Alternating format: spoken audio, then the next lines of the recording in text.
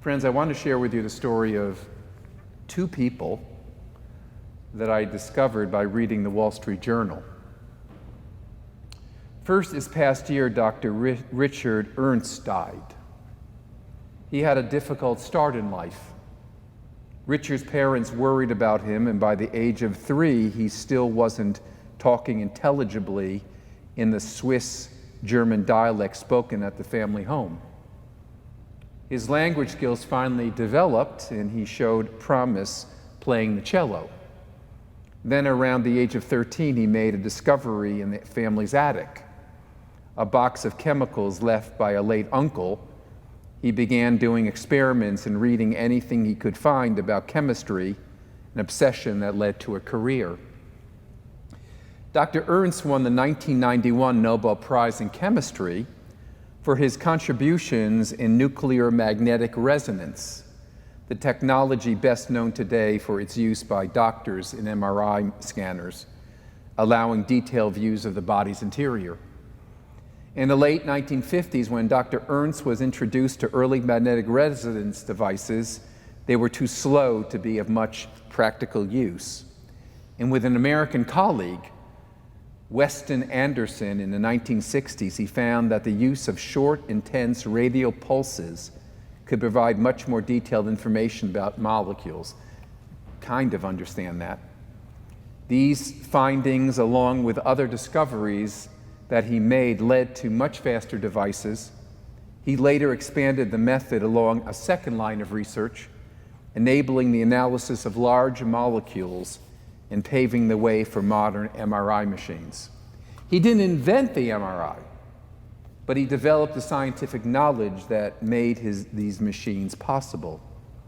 I'm not a physicist or a chemist. I'm reasonably well read, and I never knew about this man. His research changed the world. How many of us have had MRIs and known of his contribution to this technology?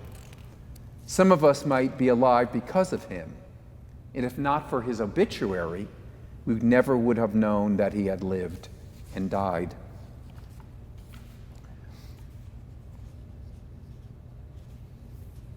Here's another person written about this past Sunday in the column by Peggy Noonan in the Wall Street Journal.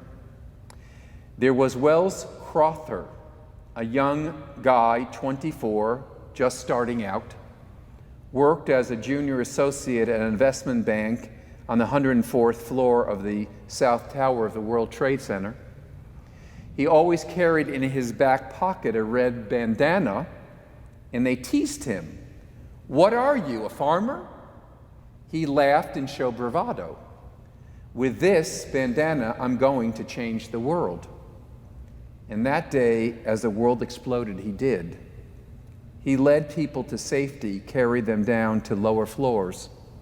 He kept going back for more. To protect from the smoke, he put the bandana over his face. He never came home from the towers that day or the day after. His parents were anguished, hoping against hope. Then one day, 3 days in, his mother was at her desk at a home in Nyack, New York. Suddenly, she felt a presence behind her. She didn't look, didn't move. She knew it was Wells.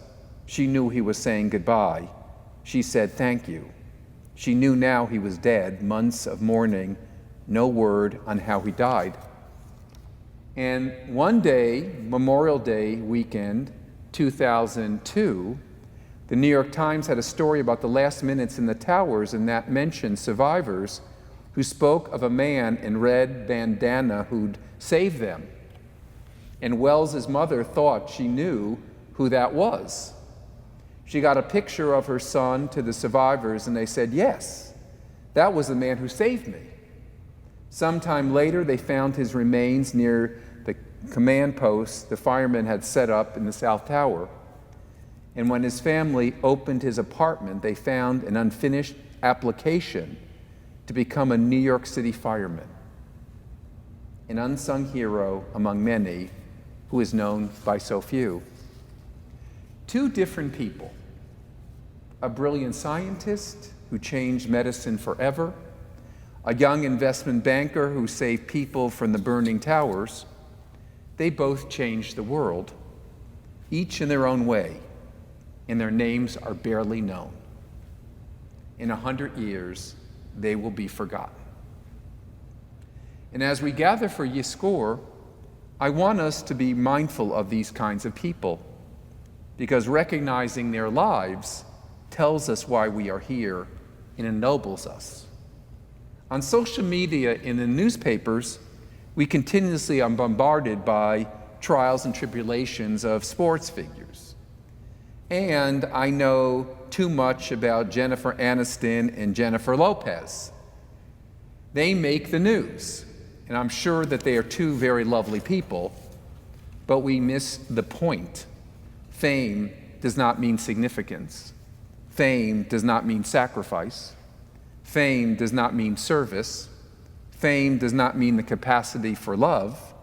Fame does not make us special.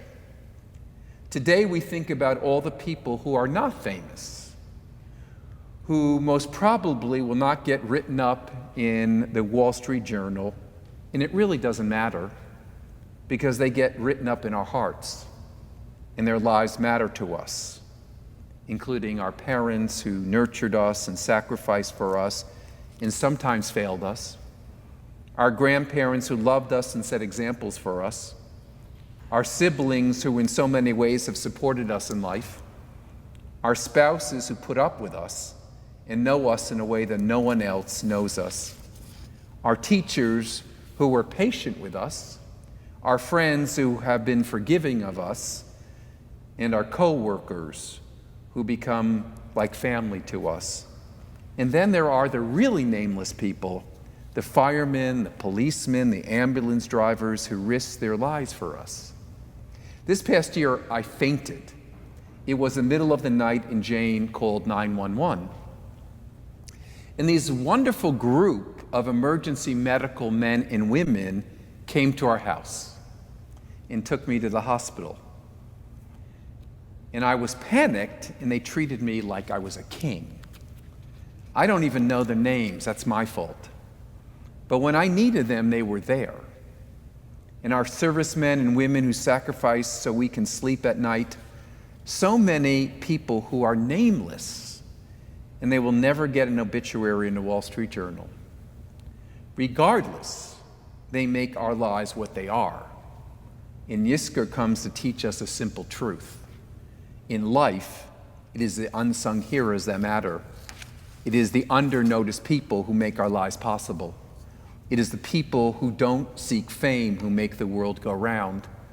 So this Yom Kippur, let us honor the singular people, the people who are not legendary. There will be no national holidays for them, but live the life they were supposed to live. Because of them, we are here, and we are blessed, and we are humbled, and we are also bereaved, yet we know that we have been loved.